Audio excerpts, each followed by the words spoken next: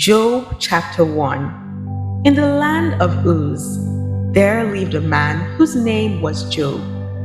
This man was blameless and upright. He feared God and shunned evil. He had 7 sons and 3 daughters, and he owned 7,000 sheep, 3,000 camels, 500 yoke of oxen, and 500 donkeys, and had a large number of servants. He was the greatest man among all the people of the East. His sons used to host a feast in their homes on their birthdays, and they would invite their 3 sisters to eat and drink with them. When a period of feasting had run its course, Job would make arrangements for them to be purified. Early in the morning, he would sacrifice a burnt offering for each of them, thinking, "Perhaps my children have sinned and cursed God in their hearts." This was Job's regular custom. Satan's first test of Job. One day, the angels came to present themselves before the Lord, and Satan also came with them. The Lord said to Satan, "Where have you come from?" Satan answered the Lord, "From roaming throughout the earth, going back and forth." Then the Lord said to Satan, "Have you considered my servant Job? There is no one on earth like him. He is blameless and upright, a man who fears God and shuns evil." "Does Job fear God for nothing?" Satan replied. "Have you not put a hedge around him and his household and everything he has? You have blessed the work of his hands, so that his flocks and herds are spread throughout the land. But now, stretch out your hand and strike everything he has, and he will surely curse you to your face." The Lord said to Satan, "Very well then, everything he has is in your power, but on the man himself do not lay a finger." Then Satan went out from the presence of the Lord. Job's first test: loss of property and children. One day, when Job's sons and daughters were feasting and drinking wine at the oldest brother's house, a messenger came to Job and said, "The oxen were plowing and the donkeys were grazing nearby, and the Sabians attacked and made off with them. They put the servants to the sword, and I am the only one who has escaped to tell you." While he was still speaking, another messenger came and said, "The fire of God fell from the heavens and burned up the sheep and the servants, and I am the only one who has escaped to tell you." While he was still speaking, another messenger came and said, "The Chaldeans formed 3 raiding parties and swept down on your camels and made off with them.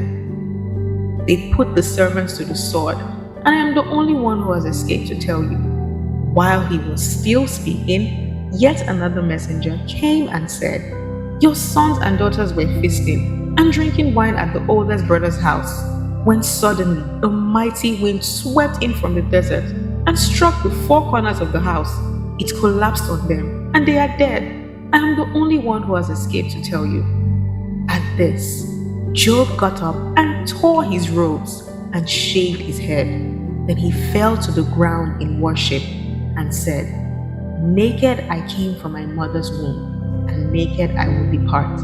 The Lord gave, and the Lord has taken away. May the name of the Lord be praised."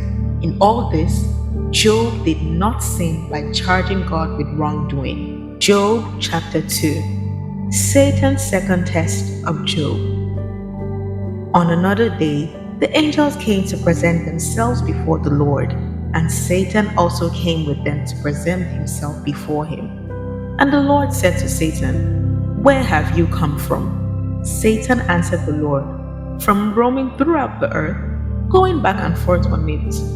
Then the Lord said to Satan, "Have you considered my servant Job? There is no one on earth like him. He is blameless and upright, a man who fears God and shuns evil, and he still maintains his integrity. Though you incited him against him to ruin him without any reason." "Skin for skin," Satan replied.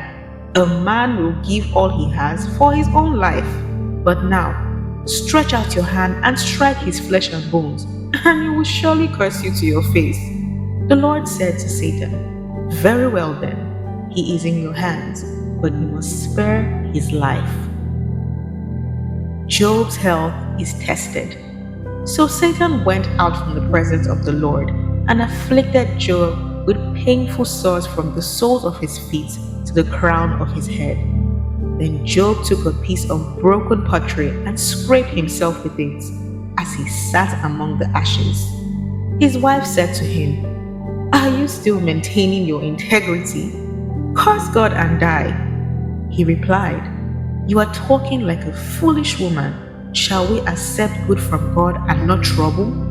In all this, Job did not sin in what he said. Job's 3 friends arrive. When Job's 3 friends, Eliphaz the Temanite, Bildad the Shuhite, and Zophar the Naamatite, heard about all the troubles that had come upon him, they set out from their homes and met together by agreement to go and sympathize with him and comfort him. When they saw him from a distance, they could hardly recognize him. They began to weep aloud, and they tore their robes and sprinkled dust on their heads. Then they sat on the ground with him for 7 days and 7 nights. No one said a word to him, because they saw how great his suffering was. Job chapter 3. Job speaks his lament. After this, Job opened his mouth and cursed the day of his birth. He said, May the day of my birth perish, and the night that said, A boy is conceived. That day, may it turn to darkness. May God above not care about it. May no light shine on it. May gloom and utter darkness claim it once more. May a cloud settle over it. May blackness overwhelm it. That night, may thick darkness seize it. May it not be included among the days of the year, nor be entered in any of the months. May that night be barren. May no shout of joy be heard in it. May those who curse days curse that day. Those who are ready to rouse Leviathan. May its morning stars become dark. May it wait for daylight in vain and not see the first ray of dawn, for it did not shut the doors of the womb on me to hide trouble from my eyes. Job questioned his birth. Why did I not perish at birth and die as I came from the womb? Why were there knees to receive me and breasts that I might be nursed? For now I will be lying down in peace. I would be asleep and at rest with kings and rulers of the earth, who built for themselves places now lying in ruins, with princes who had gold, who filled their houses with silver.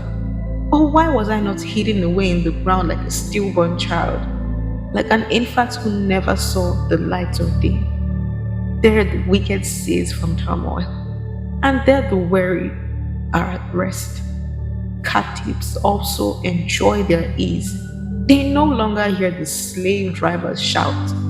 The small and the great are there, and the slaves are freed from their owners. Job questions the purpose of life. Why is light given to those in misery, and life to the bitter of soul, to those who long for death and does not come, who search for it more than the hidden treasure, who are filled with gladness and rejoice when they reach the grave? Why is life given to a man whose way is hidden, whom God has hedged in? For sighing has become my daily food. My groans pour out like water. What I feared has come upon me. What I dreaded has happened to me. I have no peace, no quietness. I have no rest, but only turmoil. Job chapter 4. Eliphaz speaks, the innocent prosper. Then Eliphaz the Temanite replied, If someone ventures a word with you, will you be impatient? But who can keep from speaking? Think how you have instructed many, how you have strengthened feeble hands. Your words have supported those who stumbled. You have strengthened faltering knees. But now trouble comes to you and you are discouraged. It strikes you and you are dismayed. Should not piety be your confidence and your blameless ways your hope? Consider the innocent. Consider who being innocent has ever perished. Where were the upright ever destroyed? As I have observed, those who plow evil and those who sow trouble reap it. At the breath of God they perish. At the blast of his anger they are no more. The lions may growl and roar, yet the teeth of the great lions are broken. The lion perishes for lack of prey, and the cubs of the lioness are scattered. A word was secretly brought to me. My ears caught a whisper of it. Amid disquieting dreams in the night, when deep sleep falls on people, fear and trembling seized me and made all my bones shake. The spirit glided past my face, and the hair on my body stood on end. It stopped, but I couldn't tell what it was. A form stood before my eyes, and I heard a hushed voice. Can a mortal be righteous than God? Can even a strong man be more pure than his maker? If God places no trust in his servants, if he charges his angels with error, how much more those who live in houses of clay, whose foundation are in dust, who are crushed more readily than a moth. Between dawn and dusk they are broken to pieces, unnoticed. They perish forever. Are not the cords of their tent pulled up, so that they die without wisdom? This is the soothing word of God. If you enjoyed today's reading, please like, subscribe, comment what you think, and share with your friends. I would like to see you tomorrow. The Bible continues tomorrow. Same time, same venue. God bless you.